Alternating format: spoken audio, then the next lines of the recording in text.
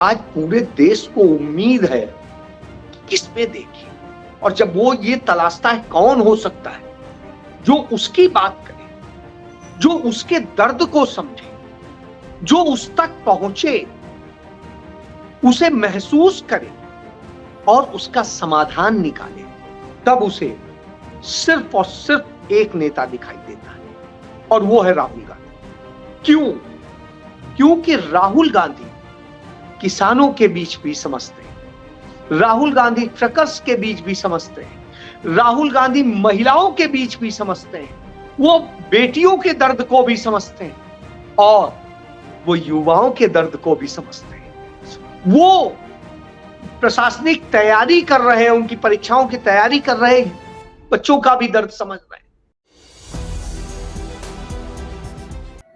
नमस्कार, मैं हूं संजय शर्मा। आप देख रहे हैं 4PM न्यूज नेटवर्क। कभी कभी जब समय खराब होता है तो चारों तरफ से आपके पास मुसीबतें सामने आने लगती हैं। एक जमाना वो था जब हमारे प्रधानमंत्री जी विदेश आते थे तो पूरा विदेश में एक माहौल लगता था। विदेश के अखबार भी तारीफ करते थे, लोग तारीफ करते थे। और एक जमाना ये है कि अमेरिका जाए, आज फ्रांस में हर जगह विरोध के स्वर उठने लगे हैं। हमारी मीडिया तो गोदी मीडिया हो गई है, वो तो बस उसको साहेब के तारीफ, साहेब की प्रशंसा के अलावा को दिखता नहीं है। चैनल सारे साहेब ने खरीद डाले हैं। अंबानी जी का चैनल दिन भर नफरत की आग उगलता रहता है। लेकिन सोशल मीडिया एक ऐसा प्लेटफॉर्म है जो आपको सच बताता रहता है। आप वहां झूठ बोल नहीं सकते, सच सामने आ जाएगा। तो जो सच सामने आ रहा है उसने साहेब की और भारतीय जनता पार्टी की कब कभी चढ़ा दी है। राहुल गांधी और खड़गे की जोड़ी ने साहेब का तापमान बढ़ा दिया है। पूरी भारतीय जनता पार्टी इस बात से परेशान है, साहेब की नींदें उड़ी हुई हैं कि अगर राहुल गांधी ने अपनी फिर से यात्राएं निकालनी शुरू कर दी तो देश का जनमानस एक बड़े बदलाव की तरफ जाता हुआ नजर आने लगा है। अब तक हिंदू मुसलमान करना बड़ा फेवरेट काम था साहेब की टीम का, लेकिन अब यह भारी पड़ने लगा है। अमेरिका गए साहब, वहां सवाल हुआ, अमेरिका में सवाल हुआ कि भारत में लोकतंत्र खतरे में क्यों है। भारत में मीडिया पे, अल्पसंख्यकों पे सवाल क्यों उठ रहे हैं, परेशान क्यों उठ रहे हैं। मीडिया अल्पसंख्यकों को सवाल पूछने का क्या हक नहीं रह गया है। साहेब परेशान हो गए। उससे कुछ दिन पहले राहुल गांधी गए थे, वो अमेरिका की तारीफें, अमेरिका के अखबारों में राहुल की तारीफें, सोशल मीडिया पर राहुल की तस्वीरें, ये बता रही थी कि राहुल का जादू अब भारत से लेकर और दुनिया के अलग अलग देशों में चलने लगा है। राहुल गांधी साहेब की बिछी बिछाई शतरंज की बिसात ऐसे पलट देंगे, किसी को अंदाजा नहीं था। गोदी मीडिया के एंकरों का बाहर सड़क पे रिपोर्टिंग करना भारी पड़ रहा है। राहुल गांधी भरी प्रेस कॉन्फ्रेंस में सब सामने ले आते हैं, चेहरा ले आते हैं कि आप तो दिखा नहीं सकते, आपको तो साहिब से डर लगता है। एक कानपुर के बहुत बढ़िया सिंगर है संजीवा, मेरे बड़े फेवरेट है। छोटा सा 1-1.5 मिनट का एक गीत गाया उन्होंने, जरा सुनिए, आपको मीडिया की चीजें कुछ समझ में आएंगी। जो सरकार से कभी न सवाल करे, जो सरकार से कभी न सवाल करे, महंगाई की जो न बात करे, जो न दर्द दिखाए गरीबों का, पर हिंदू मुस्लिम दिन रात करे, ऐसे टीवी चैनल को मत देखना, मत देखना, ऐसे टीवी चैनल को मत देखना, मत देखना। ये खबरें तो व्यापार है उनका, ये खबरें तो व्यापार है उनका, पैसा कमाना काम है उनका, माहौल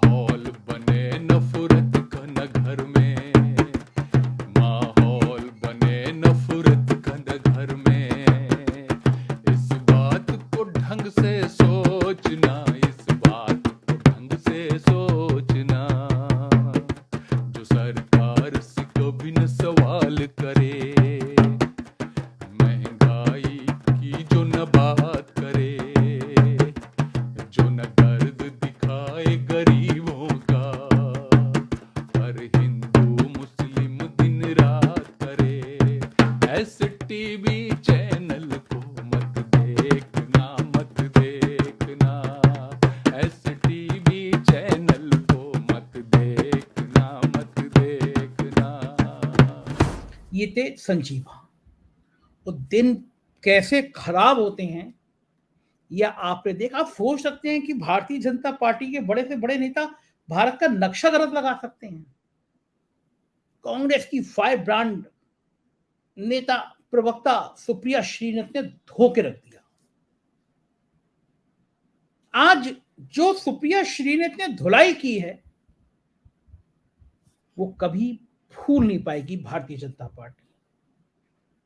सुप्रिया श्रीनाथ की मैं कुछ मिनट की क्लिप आपको दिखा रहा हूं। उसके बाद मैं आपको एक ऐसे पत्रकार से मिलवाने जा रहा हूं कि देश में जिस पत्रकार की रीढ़ की हड्डी तनी हुई है, बड़े बड़े अखबारों का वो संपादक रहा, बड़े बड़े टीवी चैनलों के समूह का वो संपादक रहा, लेकिन जब मालिकों ने कहा साहेब की तरफ थोड़ा मुस्कुरा के देख लो, तो उसने कहा मैं अपनी कलम को ही देख के मुस्कुराता हूं, मैं किसी नेता की चाकरी नहीं कर सकता।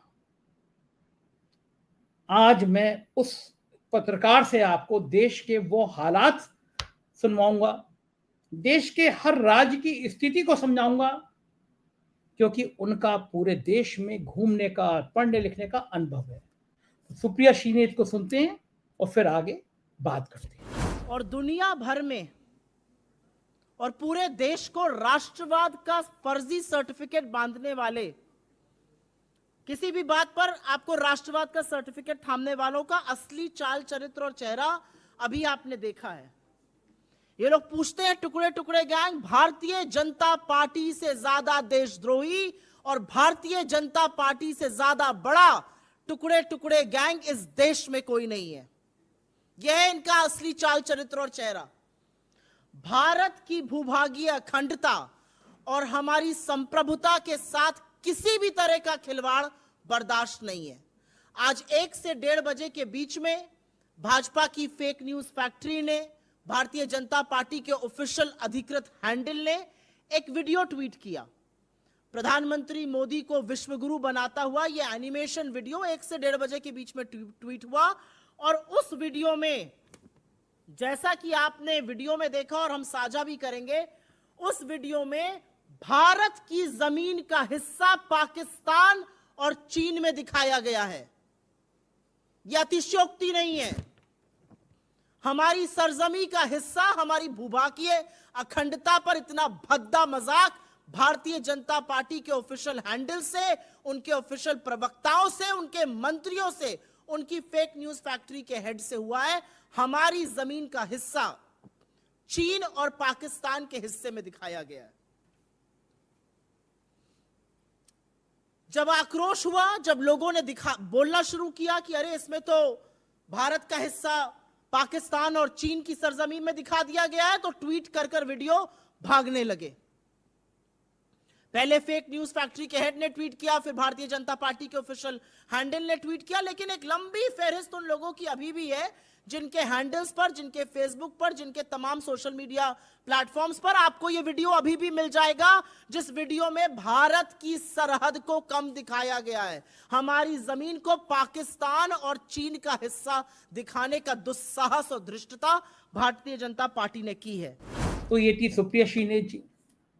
मैंने कहा ना, जब दिन खराब होते हैं तो खराब ऐसे ही होते हैं। तो चलिए मैं आपको अजय शुक्ला जी के पास लेके चलता हूं। अजय शुक्ला जी से बातचीत करेंगे, पूरी बातचीत सुनिएगा, आपको बहुत काम की चीजें इस पे नजर आएंगी। स्वागत है अजय जी आपका। हम लोग बात कर रहे हैं कि देश के जो हालात चल रहे हैं, अजीब अजीब चीजें सामने आ रही हैं। प्रधानमंत्री फ्रांस गए तो आसपास के देशों में भी एक नए विरोध के सुर सामने आ गए हैं। अमेरिका गए तो अमेरिका में भी कुछ जलते हुए सवाल सामने आ गए। क्या कारण है कि प्रधानमंत्री विदेश जा रहे हैं? पहले एक बार डंका बजता था, अब भरी गोदी मीडिया उसका डंका बजाते रहे, लेकिन परेशानी पैदा हो रही है। सोशल मीडिया का जमाना है, सब कुछ सामने आ जा रहा है। क्या हो गया दुनिया में? अब प्रधानमंत्री के ऐसे कौन सी चीजें हैं जो उनकी छवि को खराब कर रहे हैं? एक तरफ राहुल गांधी जाते हैं अमेरिका में, पूरा सोशल मीडिया पर राहुल गांधी छा जाते हैं, और प्रधानमंत्री जाते हैं तो फिर वो ऐसी आलोचना हो रही है। क्या कारण, क्या बड़ा कारण महसूस करते हैं आप? आप संजय जी एक चीज देखिए कि 9 साल की सरकार पूरी कर चुकी है और 9 साल से जब अधिक हो चुका हो तो ये उम्मीद की जाती है कि डिलीवर करेगी। सरकार का हमारे यहाँ टाइम कितना है? 5 साल। अमेरिका में है 4 साल प्रेसिडेंट का। 4 साल में उससे डिलीवरी मांगी जाती है, चौथे साल में वो चुनाव में चला जाता है, यानी 3 साल में ही उसे डिलीवर करना होता है। भारत में 5 साल यानी 4 साल के अंदर डिलीवर करना है।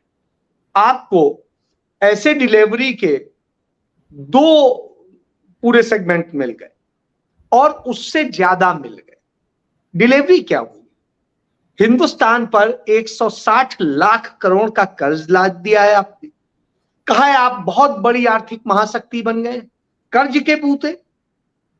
आपकी इकोनॉमी कर्ज पे डिपेंड है। स्थिति ये हो गई है, आने वाली कोई भी सरकार कम से कम 10 साल तक कुछ करने की हालत में नहीं छोड़ेगा। इस हालत में आपने कर दिया तो साहब ये स्थिति है। चलिए छोड़ दीजिए, रोजगार की बात आप ही ने की थी, हमने नहीं कह रहे। 2 करोड़ हर साल की बात की थी हुजूर। 6 करोड़ से अधिक वो लोग हैं जिनकी नौकरियां चली गई। तो 6 करोड़ से अधिक की नौकरियां आपने खा ली। दिए कितने?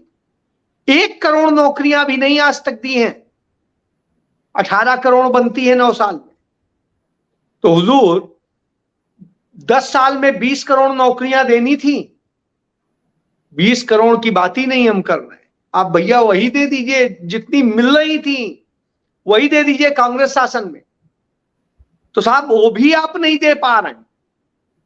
फिर जो नौकरियां पक्की मिलती थी उनकी बजाय आप कॉन्ट्रैक्ट पे भर्ती करके और उसे गिना रहे हैं अपनी उपलब्धि में।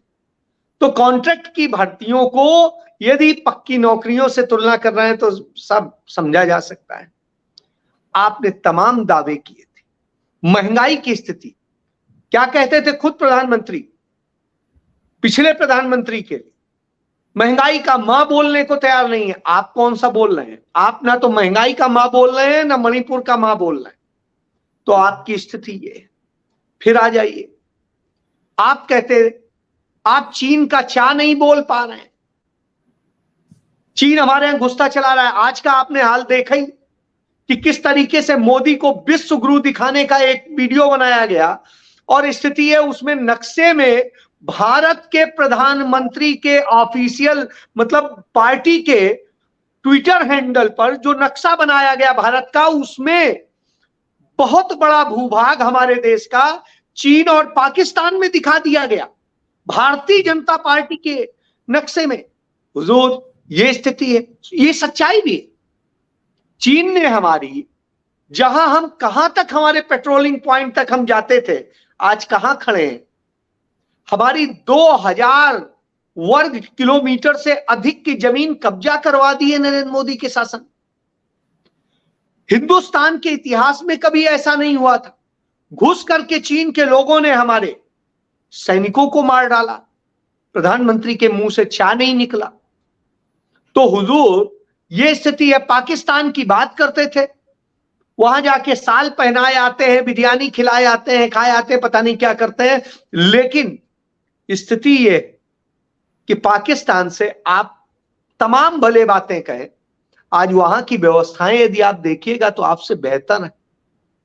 हालात ये हैं, आपने जो किया है उसका औसत यदि निकाल लीजिएगा, आपके यहां औसत में महंगाई बढ़ी, सब कुछ बढ़ा। जब पेट्रोलियम हमें दुनिया में सबसे सस्ता मिला तब भी हिंदुस्तान के नागरिकों के जेब से सबसे महंगा दाम वसूला गया। यहां ला करके रिफाइन करके जिन देशों में बेचा जा रहा था वहां सस्ते में बेचा जा रहा था, हमारे लोगों को लूटा जा रहा था। टैक्स की मार कैसे हुई? पूरे देश के ऊपर, बच्चों को दूध तक पे आपने टैक्स लगा दिया, खाने के लिए आटे पे आपने टैक्स लगा दिया। क्या चीज छोड़ी है? और ये टैक्स लगा करके हमारी जेब से लूट करके महंगाई बढ़ाएंगे तो निश्चित रूप से जीएसटी भी बढ़ जाएगी। जो 100 रुपए की चीज मिलती है वो 200 की मिलेगी, तो जीएसटी यदि 18% लगता है तो एक प्रकार से 18 36 हो गया, उसे 36 देना पड़ेगा। तो साहब इसे आप अपनी उपलब्धि बता रहे हैं कि आपने लोगों की जेबों से लूट लिया है और जीएसटी के नाम पर छोटे व्यापारी जो कर रहे थे उनको आपने संबल तो नहीं दिया, उनको ईडी में फंसाने का जरूर खेल कर दिया। तो साहब आपने विपक्ष को कैसे खत्म करने का काम किया, किस तरीके से तमाम नेताओं को डराया, कुछ डर गए, कुछ डरे हुए हैं, कुछ डरने की प्रक्रिया में है। तो इस तरह की आपने स्थितियां करी हैं और जिस तरह से आपने किया है उसका नतीजा ये है कि पूरी दुनिया देख रही है। आप सर्वधर्म समभाव की बात करते हैं और धार्मिक कट्टरता ये कि कहीं ईसाई मारे जा रहे हैं, कहीं सिख और हिंदू क्लैश हो रहा है, कहीं पर हिंदू मुस्लिम क्लैश हो रहा है, और आप ये खोजते हैं कहां कौन बहुसंख्यक है और हम उसके साथ खड़े हो जाएं। कहीं आप आदिवासियों को बनवासी बता करके उनके हक मार लेते हैं। तो साहब ये स्थिति है, और जब ये स्थिति हो तो दुनिया तो देख रही है। हिंदुस्तान का मीडिया आपका चरण चुंबक बन जाए कोई फर्क नहीं पड़ता है, लेकिन दुनिया का मीडिया तो देखता है। ठीक बात है जी, दुनिया का मीडिया जान रहा है, देख रहा है और दुनिया में चर्चा हो रही। यही वजह है प्रधानमंत्री जिस देश में जाते हैं उस देश के तमाम सिविल सोसाइटीज, तमाम जिम्मेदार लोग उनका विरोध करते हैं। तो यह स्थिति है जी। बिल्कुल बिल्कुल ठीक है अजय जी, लेकिन एक बात समझ में नहीं आ रही, इस दौर में जब पता है कि 9-10 महीने बाद चुनाव हैं, सरकार आएगी या नहीं आएगी अभी किसी को अंदाजा नहीं है। अमेरिका और फ्रांस को भी पता होगा कि सरकार आया नहीं है, अभी तय नहीं है भारत के जो हालात बन रहे हैं। अचानक 9 साल बाद इन देशों को प्यार आ गया, अमेरिका विशिष्ट अतिथि, फ्रांस विशिष्ट अतिथि, भोज, तमाम चीजें। ये अमेरिका और फ्रांस का अचानक मोदी जी पे प्यार क्यों आया होगा, क्या कारण है? संजय जी ये बताइए, आप अपने घर के लिए कहीं से किसी दुकान से राशन लाते होंगे या कहीं से जाके कपड़े वपड़े जहां से खरीदते होंगे या और सामान खरीदते होंगे, तो जिसके यहाँ से आप रेगुलर चीजें ज्यादा से ज्यादा खरीदते होंगे या जिस दिन आप खरीद के मूड में जाते होंगे उस दिन वो और ज्यादा थोड़ा प्यार बरसाता होगा कि अरे संजय जी नहीं, हम आपको बगैर कोल्ड ड्रिंक के तो जाने नहीं देंगे, बगैर इसके, अरे आज आप खाइए, हमारे बगल में रसगुल्ला बड़ा अच्छा बनता है, मंगा के अरे जाओ बेटा रसगुल्ला लेके आओ, 2 प्लेट खिलाओ। क्यों? क्योंकि वो जानते हैं इस आदमी की भूख है कि इसको यह मैसेज मिले कि हाँ मोदी जी का वहां सम्मान हो गया, वहां ये हो गया, पर इतने में ये सब लुटा जाएगा। उसको कोई फर्क नहीं पड़ता कि इसके देश का फायदा होगा या नुकसान होगा, उसे इससे फर्क पड़ता कि हाँ उसे कह दो मोदी मोदी मोदी।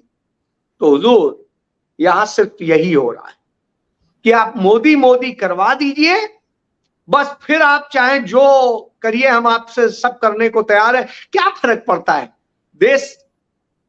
तो सीधी सी बात है, इनके यहां एक चीज कही जाती थी, संघ में हम सुनते थे, देश हमें देता सब कुछ हम भी देना सीखे। तो यहां पे उल्टी चीज है, फ्रांस देता हमें सम्मान तो हम भी उसको देना सीखे। इसी तरीके से तमाम जगह, तो आप समझ सकते हैं। तो इस तरह की चीजें हो तो आप दे दीजिए, क्या जा रहा है, अरे कौन अपनी जेब से जा रहा है। यहाँ के मूर्ख जनता जो इस बात से कि हिंदू मुस्लिम से खुश है, जो हिंदू ईसाई से खुश है, जो सिख हिंदू से खुश है, ये लड़वा के ही खुश है। तो जब इससे खुश है तो साहब दे दीजिए, वो तो वोट दे ही जाएगा इस बात पे कि हिंदू हृदय सम्राट। हाँ, सब ये स्थिति जी, आ रहे हैं मोदी जी। अच्छा जी, 9-10 महीने चुनाव के हैं, अब तक लगता था कि 1 साल पहले तक कि मोदी जी के मुकाबले कोई नहीं, लेकिन राहुल गांधी की जिस तरह भारत जोड़ो यात्रा के बाद एक स्वीकार्यता बढ़ी है, छोटी छोटी यात्राएं शुरू कर रहे हैं, उत्तराखंड में शुरू करेंगे वो, और हिमाचल में भी शुरू कर सकते हैं। तो ये जो राहुल गांधी का बढ़ता हुआ कद है, क्या ये बीजेपी को, मोदी जी को परेशान कर सकता है? कितना परेशान कर सकता है? स्वाभाविक सी बात है। आप एक चीज समझिए, आज पूरे देश को उम्मीद है किसमें देखें, और जब वो ये तलाशता है कौन हो सकता है जो उसकी बात करे, जो उसके दर्द को समझे, जो उस तक पहुंचे, उसे महसूस करे और उसका समाधान निकाले, तब उसे सिर्फ और सिर्फ एक नेता दिखाई देता है, और वो है राहुल गांधी। क्यों? क्योंकि राहुल गांधी किसानों के बीच भी समझते हैं, राहुल गांधी ट्रकर्स के बीच भी समझते हैं, राहुल गांधी महिलाओं के बीच भी समझते हैं, वो बेटियों के दर्द को भी समझते हैं और वो युवाओं के दर्द को भी समझते हैं। वो प्रशासनिक तैयारी कर रहे हैं, उनकी परीक्षाओं की तैयारी कर रहे बच्चों का भी दर्द समझ रहे हैं। तो आप समझिए, जो मैकेनिक का भी दर्द समझे, कल्पना करिए जो आ करके कल के दिन संजय शर्मा से कहे कि हाँ आपके जो अल्टरनेट मीडिया की क्या तकलीफ है। मैं एक घटना का जिक्र करना चाहूंगा। मुझे याद है भारत जोड़ो यात्रा चल रही थी, अंबाला के पास पहुंचने वाली थी, कुरुक्षेत्र से अंबाला के बीच में एक जगह एक ढाबे पे रुकने का दिन था, सोमवार का दिन था। तो सोमवार के दिन वो महिलाओं के साथ रूबरू होते थे। मेरी पत्नी भी गई हुई थी, तो इत्तेफाक से उनके साथ में बैठ के उनकी चाय पर चर्चा हुई और कोई ऐसा नहीं कि प्रायोजित था, अचानक एकदम से प्लान बना। तो जो वहां पे महिलाएं साथ थी उन्हीं में से कुछ महिलाएं जो है बैठा, तो आप क्या करती हैं, आप क्या करती हैं, और बड़ी छोटी सी झोपड़ी जैसा, मतलब जिसे ढाबा भी नहीं कह सकते, झोपड़ी जैसी चाय की दुकान थी। सब चाय पीते हुए उन्होंने पूछा आप क्या करते हैं, करते हैं। तो वाइफ ने मेरी बताया कि हम ऐसे यूट्यूब चलाते हैं, एक न्यूज़पेपर हमने रजिस्टर कराया है, उसकी प्रक्रिया चल रही है, तो बाकी अभी उसका निकाल रहे हैं एडिशन। उन्होंने दिखाया भी, तो उन्होंने कहा अच्छा, तो उनका तो इसमें भी पैसा लगता है, तो उनका जी हाँ लगता है। तो उनका इसको कैसे करेंगे, कहा अभी तो घर से कर रहे हैं, फिर देखेंगे कैसे क्या करना है, तो इसके बारे में सोच रहे हैं। तो उनका अच्छा, तो फिर बहुत सारी चीजें, तो आप किस तरह की खबरें लेते हैं, क्या करते हैं, कैसे। तो उन्होंने कहा कि जो सामयिक हैं, जो जनता से जुड़ी बातें हैं, उन्हीं को हम वो करते हैं। तो उन्होंने कहा मोदी जी या उनकी प्रशंसा में करिए तो कुछ पैसे मिल जाएंगे, तो कम से कम आपका घर चलाने की स्थिति हो सकती है, उसके लिए संपर्क करिए आप। तो वाइफ ने कहा नहीं, मैं चाहती हूँ कि पैसे से ज्यादा मेरे लिए अहमियत रखता है, इसलिए मैं इसको कर रही हूँ। तो उन्होंने बड़ी चीजें, फिर उसके बाद उन्होंने कहा कि देखिए ऐसे कर सकते हैं, इसमें ये कर सकते हैं, चीजें आप समझ सकते हैं, कर सकते हैं। तो मैं एक ये बता रहा हूं कि उस आदमी की सोच और समझ है कि उनसे भी बाद में मुझे किसी ने बताया कि दिल्ली में उन्होंने तमाम यूट्यूबर्स से मुलाकात की थी, उनके साथ चर्चा की थी। तो इस तरह की स्थितियां कि अगला आदमी एक एक चीज को समझना चाहता है, उसे बताना चाहता है, उसका समाधान निकालना चाहता है, तो ये बड़ी चीज है। कुरुक्षेत्र और करनाल के बीच में एक बड़ी इंटीरियर सी जगह पे उन्होंने एक प्रेस कॉन्फ्रेंस रखी थी, जहां पर उन्होंने ये कहा था, स्यू के बारे में बताया था कि वो राहुल गांधी तो नहीं है ये। तो उस जगह, उस प्रेस कॉन्फ्रेंस में मैंने एक चीज देखी, उस शख्स ने तमाम ये बड़े जो मीडिया घराने अपने आप को कहते हैं ना, उन्हें कोई तवज्जो नहीं दी। उस आदमी ने उन लोगों को तवज्जो दी जो छोटे छोटे से तमाम अपने चैनल चलाते हैं, अपने वो करते हैं, उन्हें ज्यादा उन्होंने सम्मान के साथ में और ट्रीट किया। तो इस तरह की स्थिति, कुछ एक आध बोले भी तो उनपे कमेंट कर दिया उन्होंने बड़ी खुले में। तो मैं बताऊं, हरियाणा के जो मीडिया देख रहे थे वो कहते हैं अरे ये तो हमारा भी नाराज करके चले जाएंगे, ये करके, मतलब वो डर रहे थे, लेकिन राहुल गांधी नहीं डर रहे। तो आप इससे समझ सकते हैं वो आदमी कितना हर व्यक्ति के निजी तौर पे समझने की कोशिश करता है, उसमें कैसे समाधान दिया जा सकता है, कैसे उसे रोजगार में बदला जा सकता है, इस चीज को लेके वो सोचता है। वो उसका मानना है कि व्यक्ति जो भी काम कर रहा है, जरूरी नहीं है यही काम करे, उसी काम में वो कैसे पैसा कमाए, इसके बारे में भी सोचना और करने की जरूरत है। जी, बिल्कुल ठीक बात है। आखिरी सवाल अजय जी, कौन कौन से राज्य ऐसे हैं जो मोदी जी को परेशान कर रहे हैं, या इन राज्यों से मोदी जी के दोबारा आने की संभावना खत्म होती दिख रही है? सर मैं जम्मू कश्मीर से ही शुरू करता हूं, ऊपर से नीचे ही चल लेते हैं। तो सब जम्मू कश्मीर में भाजपा की स्थिति लगभग ये आप समझ लीजिए 25% रह गई है, तो इस हालत में है। इसके बाद आइए पंजाब में, ये जितनी सीट थी उतनी भी आ जाए ना तो इनके लिए बड़ी बात होगी, कैप्टन अमरिंदर सिंह को मिला के कह रहा हूं। तो ये स्थिति है। लोकसभा की बात कर रहे हैं? लोकसभा की ही बात कर रहा हूं मैं, विधानसभा की बात नहीं कर रहा। तो साहब ये स्थिति है। इसके बाद आइए हरियाणा में ये मिनिमम 50% पे आ जाएंगे। 50% भी आ जाए तो बहुत अच्छा है, नहीं तो मैं तो जो रेशियो मान के चल रहा हूं वो 60-40 का मान के चल रहा हूं। बहरहाल तो ये स्थिति है। इसके बाद में हिमाचल में आ जाइए। हिमाचल में 4 सीटें हैं, 50-50 हो सकता है, क्योंकि हिमाचल में 2 तरह से बढ़ता है। एक जो पंजाबी हिमाचल है जिसे कहते हैं नीचे का हिमाचल, एक ऊंचे का हिमाचल। जो कठिन और दुर्गम जीवन जीते हैं वो लोग तो कांग्रेस को सपोर्ट करते हैं। जो सुविधा भोगी और तमाम तरह की चीजों से जुड़े हुए लोग हैं उन्हें मोदी जी की जरूरत होती है, क्योंकि ईडी वीडी से उन्हें डर लगता है, तो इसलिए उस तरह के लोग हैं तो उधर पे हो सकता है। तो ये स्थिति हो सकती है। तो ये है। इसके बाद आ जाइए आप उत्तराखंड की बात कर लीजिए। उत्तराखंड में भी आप ये मान के चलिए 50% सीटें इस बार जो है 50 से 60% सीटें कांग्रेस ले जा रही है। इसके बाद आइए आप दिल्ली में। दिल्ली में जो संघर्ष है मेन तौर पे कांग्रेस, भाजपा और आप में ही होगा। इस बार स्ट्रांगली होगा। और इस बार स्थितियां ये हैं कि मुझे लगता है कि कांग्रेस को सीट इस बार वहां पे आनी चाहिए लोकसभा। तो एक चीज ये है। इसके बाद आइए राजस्थान में एक कड़ी लड़ाई है, कड़ा मुकाबला है। पिछली बार स्थिति बहुत खराब थी। इस बार मुझे लगता है कि स्थितियों में बदलाव है और उसका असर दिखना चाहिए और इसमें एक बड़ा बदलाव आना चाहिए। इसके बाद में आइए मध्य प्रदेश में इनकी स्थिति बदतर हो चुकी है, 60-40 का रेशियो होगा, तो ये आप जान लीजिए। इसके बाद मैं बात कर लेता हूं छत्तीसगढ़ की। छत्तीसगढ़ में भी स्थिति है, 60-40 का रेशियो आने की उम्मीद है। इसके बाद आगे बढ़ जाइए मध्य प्रदेश महाराष्ट्र की बात करिए। महाराष्ट्र में स्थिति यह है कि इस समय जो ये महाआघाड़ी गठबंधन है ये बहुत बड़े मार्जिन से आने वाला है और वो इनको एक कहीं ना कहीं पूरी तरीके से समेट के रख देगा, मुझे ये लगता है। इसके बाद में बगल में आ जाइए तेलंगाना में। तेलंगाना में कांग्रेस बहुत बेहतरीन करने जा रही है, शायद वैसे ही करने जा रही जैसे कर्नाटक में किया उसने, तो आप उसके लिए आप तैयार हो जाइए। आंध्र में भी स्थिति बहुत बदली हुई है।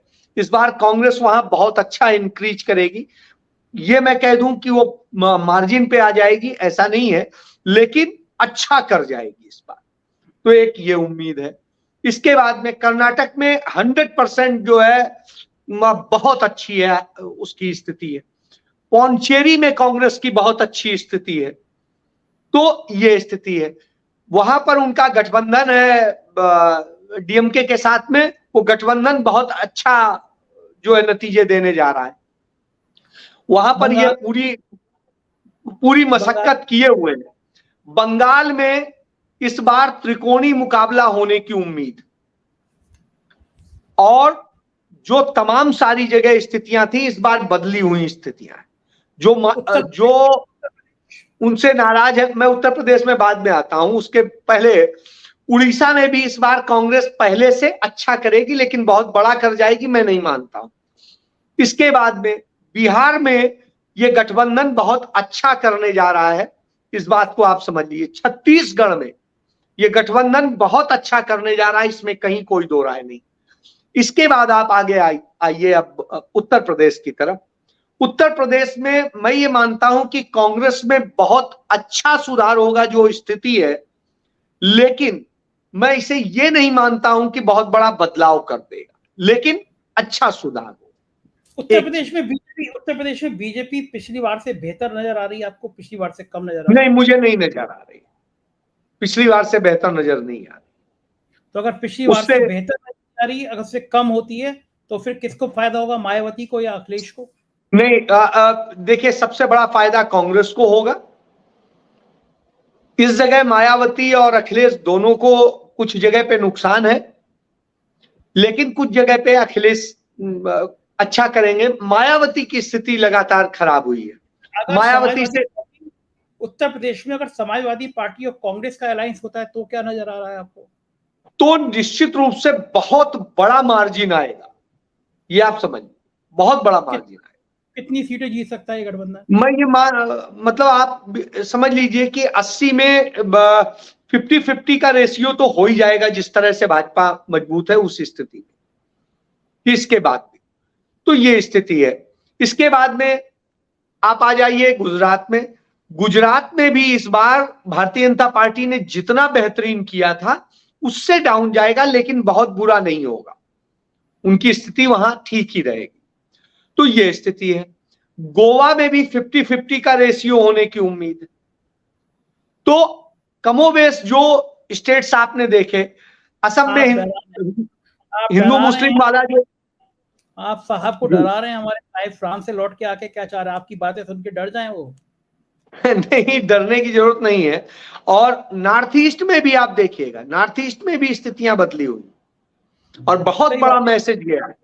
एक राज जल रहा है पूरा मणिपुर में, कोई आप एक चीज समझ लीजिए, सामान्य तौर पे आदिवासियों का वोट कांग्रेस को मिलने जा रहा है पूरे देश में, दलितों का वोट कांग्रेस को मिलने जा रहा है देश भर में, और उसके बाद में कांग्रेस को अल्पसंख्यकों का वोट मिलने जा रहा है पूरे देश में। तो आप इन तीन का वोट परसेंटेज पूरे हिंदुस्तान का जोड़ लीजिए कि मेजॉरिटी यदि मिलता है, मैं नहीं कहता हूं 100% मिल रहा है, लेकिन 60% भी मिल रहा है, तो आप जोड़ लीजिए क्या रेशियो बनता है। और इसके बाद में जो कांग्रेस का ट्रेडिशनल वोट है, वो सबसे बुरे दिनों में भी कांग्रेस का 12 करोड़ खड़ा था।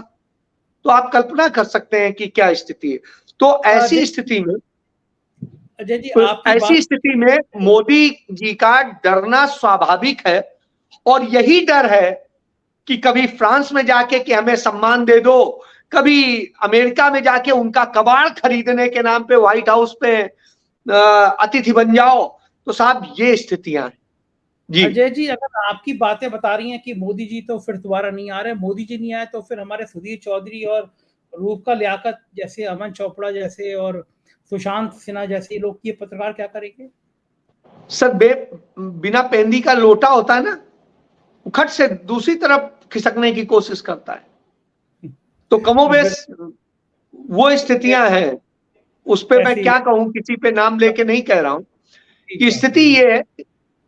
भाई देखिए, एक मिनट संजय जी, मुझे बता दीजिए सुधीर चौधरी कौन से पत्रकार हैं, उन्होंने कौन सी पत्रकारिता करी है? एंकर है, पत्रकार नहीं। आप इसके बाद आइए, रूबिका कौन सी पत्रकार है,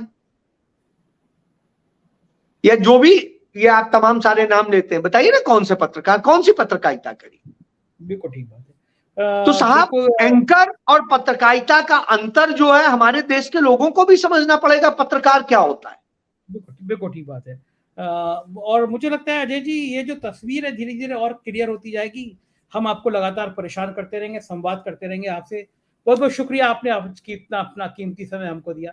धन्यवाद, धन्यवाद अजय जी, धन्यवाद। देखा आपने, सुने देश के हालात। और बड़ी बात यह है कि अगर साहब की हुकूमत नहीं रहेगी तो साहब करेंगे तो क्या करेंगे। उन्होंने दोस्त तो कहीं नहीं बनाए, ना अपनी पार्टी में और ना विपक्ष में। क्या होगा, हमारी निगाह बनी रहेगी। आप देखते रहिए 4 PM। यही चैनल है जो गोदी मीडिया ना था, ना है, ना होगा। देश की तीखी और सच्ची खबरें आपको यहीं मिलेगी। प्यार बनाए रखिएगा। शुक्रिया, थैंक यू।